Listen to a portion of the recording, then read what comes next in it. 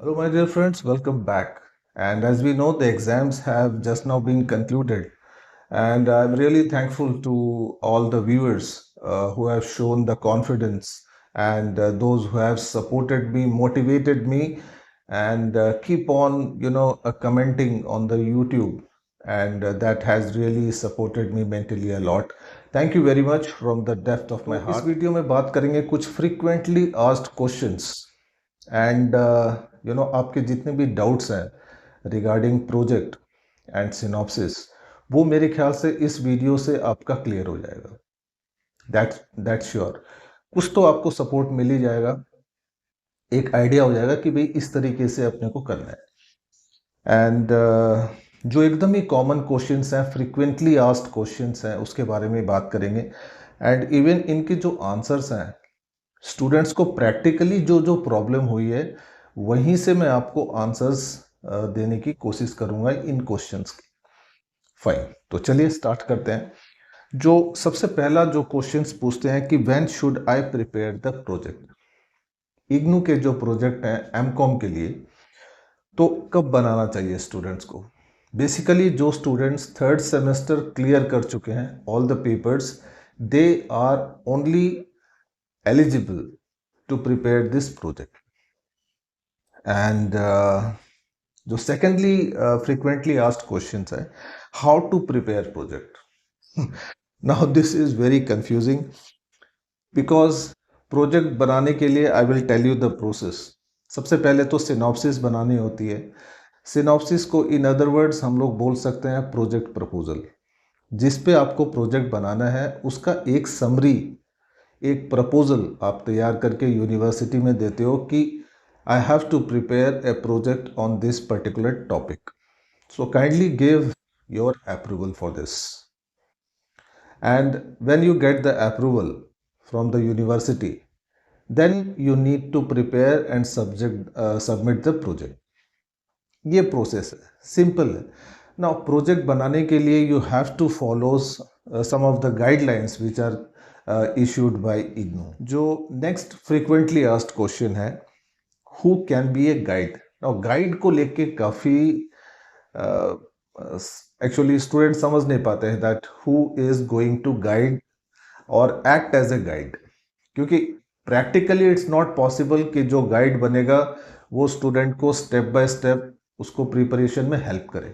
Not feasible, not at all possible. तो guide यहाँ पे अकॉर्डिंग टू इग्नू ही should be a college lecturer और प्रोफेसर और assistant professor of commerce and minimum 5 साल का उसके पास में टीचिंग एक्सपीरियंस होना चाहिए। इसको लेके भी माय डियर फ्रेंड्स मैं बता दूं कि अलग अलग रीजनल सेंटर्स में अलग अलग ओपिनियंस होते हैं।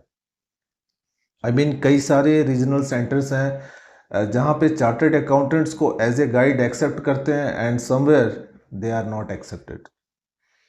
सम in some RC I have found that class 12 में जो टीचर्स, 11-12 में जो कॉमर्स के टीचर हैं जो पीजीटी लेवल पे काम करते हैं, तो they have also acted as guide. लेकिन बहुत सारे ऐसे आरसी हैं जो एक्सेप्ट नहीं करते।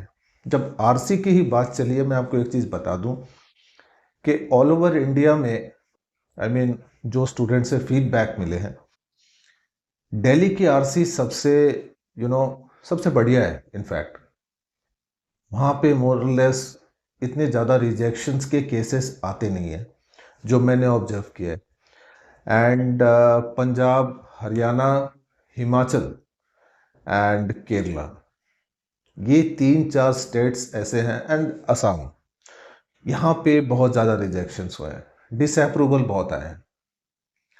And I don't know why, but there may be some problems in the RC.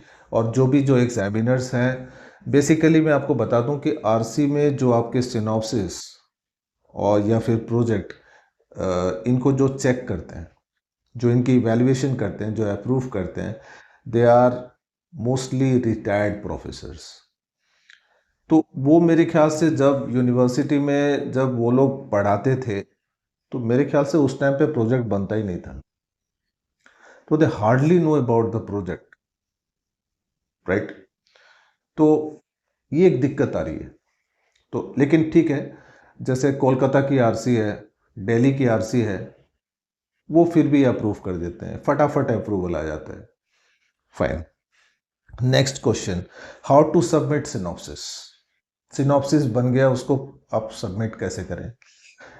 Basically submission of synopsis, इसमें आपको एनेक्सचर 1 गाइड का सीवी एंड एनेक्सचर 1 पे गाइड की सिग्नेचर, आपकी signature, along with synopsis, IGNOU का आईडी कार्ड, उसको भी attach करना है, and all this documents need to be bound together. उसकी स्पायरल बाइंडिंग करवा सकते हैं and you will submit that to the RC regional centre, not the study centre, regional centre.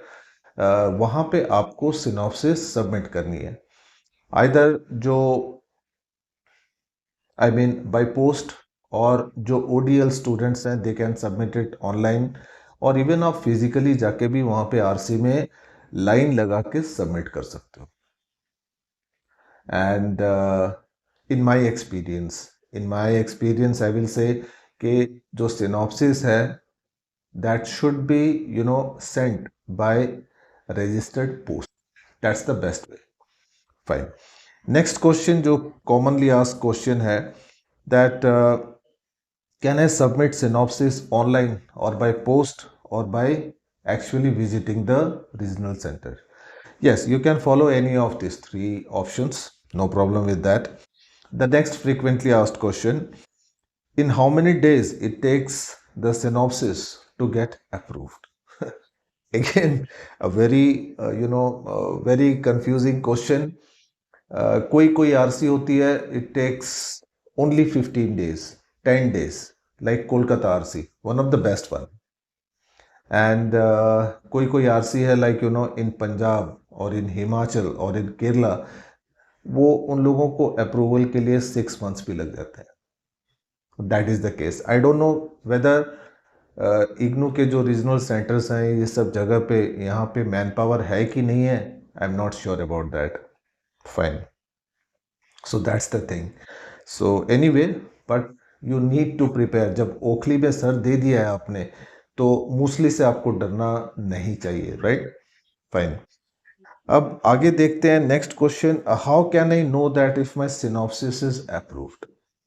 Synopsis student submit कर देते हैं, लेकिन फिर भी उनके मन में एक कुलमुलाहट सी रहती है कि भाई सिनॉप्सिस अप्रूव हुआ कि नहीं हुआ है। देयर आर कंफ्यूजन्स, है ना? तो उसके लिए दो ऑप्शंस हैं हमारे पास। One is call, I mean phone करो आरसी में to find out the status of your synopsis, या फिर मेल, आप ईमेल कर सकते हैं, right? The next frequently asked question, what to do after getting the approval of the synopsis? ये भी बहुत कॉमन क्वेश्चंस हैं, स्टूडेंट्स पूछते हैं कि like what are the different type of documents that I should attach with the approved synopsis. तो इस case में मैं आपको बता दूं, 3 एनेक्सचर हैं, एनेक्सचर 1, 2, 3। तो एनेक्सचर 1 तो सिनॉप्सिस के साथ में हो गया। Annexure 2 and annexure 3, these two annexures should be attached with the project, and इसकी जब आप स्पाइरल बाइंडिंग करेंगे तो इग्नू से बेसिकली अप्रूवल के बाद में 2 डॉक्यूमेंट्स रिसीव होते हैं। One is the approval letter, जिसके अंदर प्रोजेक्ट प्रपोजल नंबर होता है, that is called PP number. The second one is synopsis, जो आपने सिनॉप्सिस भेजा था that is duly returned by the university.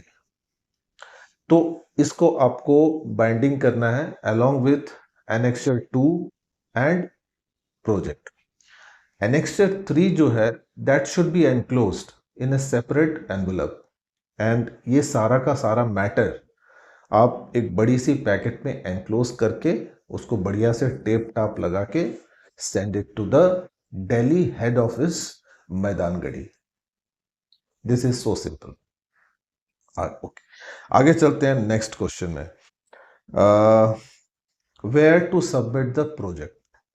project will be submitted to IGNOU head office headquarters Delhi Maidangarhi, वहाँ पे आपको सबमिट करना है. And do I require to pay any project evaluation fees, इसको लेके भी स्टूडेंट्स में काफ़ी कंफ्यूजन है. एंड जो भी फीडबैक्स मेरे को स्टूडेंट्स से मिले हैं, मैं आपको बताता हूँ कि दो स्टूडेंट्स जिनका रजिस्ट्रेशन 2022 के बाद में हुआ है, they are required to pay this evaluation fees, and the students prior to the this 2023, I mean 2023 के पहले जिनका रजिस्ट्रेशन हुआ है, they are not required to pay the evaluation fees. And evaluation fees के अगेन दो mode है, एक तो ऑनलाइन मोड में पेमेंट होती है एंड दूसरा है DD, demand draft, that should be attached with the final project. लेकिन कभी कभी ऐसा होता है ना कि ऑनलाइन पेमेंट का जो लिंक है इग्नू का regarding this project evaluation fees, बहुत सारे स्टूडेंट्स को मिलता ही नहीं है, वो लिंक ही नहीं शो करता. ये दिक्कत आ रही है इग्नू की वेबसाइट पे. तो कोई 2-3 स्टूडेंट्स ने ये भी लिखा था कि sir we have to pay the evaluation fees by demand draft, 300 का या 500 का जो भी आपको क्रेडिट स्कोर है, तो उसके लिए आपको डिमांड ड्राफ्ट बना के इग्नू प्रोजेक्ट के साथ में you have to submit it to the IGNOU headquarters. This is the thing.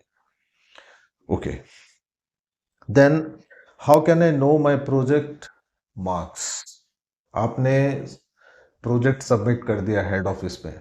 Now according to IGNOU, जितना मैं जानता हूं कि भाई जो प्रोजेक्ट के आपके मार्क्स हैं वो आपकी जब ग्रेड कार्ड आएगी तो ग्रेड कार्ड के साथ में वो अपडेट होने वाले हैं. I mean that will be reflected in the grade card of the students. So मैंने even I have seen lot of students those who have not submitted the project but still then they have got the marks on the grade card for this MCOP 001. ताजुब की बात है. आई don't know how and why. Okay, and एक last question जो frequently asked है, that is what happens when my synopsis is disapproved. Simple है, दोबारा से बना लो. एंड डिसअप्रूवल के कुछ एक रीजंस दिए जाते हैं वहाँ पे कि भाई, क्योंकि जो अप्रूवल होता है दैट इज ऑन 2 क्राइटेरिया.